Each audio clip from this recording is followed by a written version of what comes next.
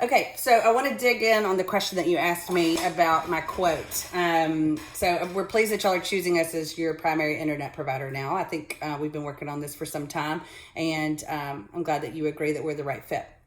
So you had asked me if enterprise traffic protector is required with your internet, and full disclosure, no, it is not. But I would ask you, do you want your internet circuit with or without malware? Because if you don't do something like we're suggesting, you can firewall yourself to death, but it does not protect your outgoing internet traffic. The firewall protects your incoming, but not your outbound traffic. So that is why we suggest doing Enterprise Traffic Protector, what we call ETP, because we love acronyms, because it protects against malware, phishing, and ransomware on all outgoing data. So it's also, what it does is it actually provides you with security, visibility, and control for anything on your network that uses the internet. So, again, the firewall protects incoming, ETP protects outgoing. And the things that it protects against are malware, phishing, and ransomware.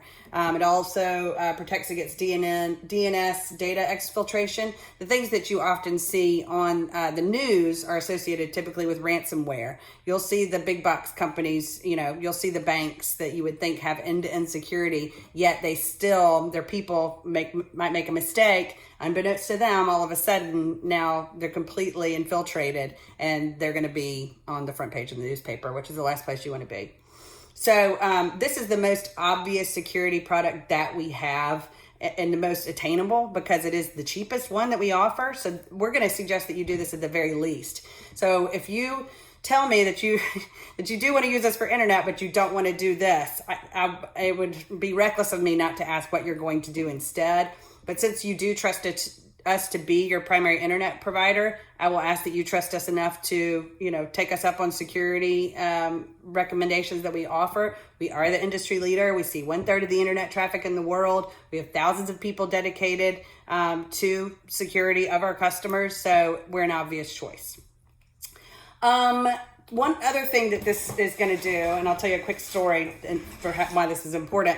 I was in a training one time and somebody had said, what do you think a thief is going to do? You think they're going to try to rob the Federal Reserve, or do you think they're going to try to rob a bunch of 7-Elevens?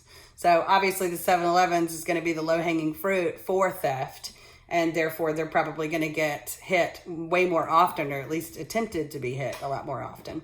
So I say all this because this actually will give you an enforceable, acceptable use policy for your people as well. Because with this particular service, it's going to give you the visibility and control for the users that are on the network and on the internet. So this will be able to allow you to instate a true acceptable use policy, and that's going to drive behavior for people to do the right thing.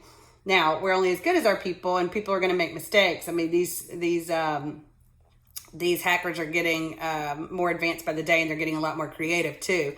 But what this is going to do, if Susie Q clicks on something and she has no idea that this is infected, this is going to be the thing that if Susie's in a meeting and accidentally clicks on something and doesn't want to interrupt the meeting, it's going to be able to say this is a problem. And not just that, it's going to be able to tell us which IP device is infected with the malware and the ransomware, and not just identify it, but also quarantine it.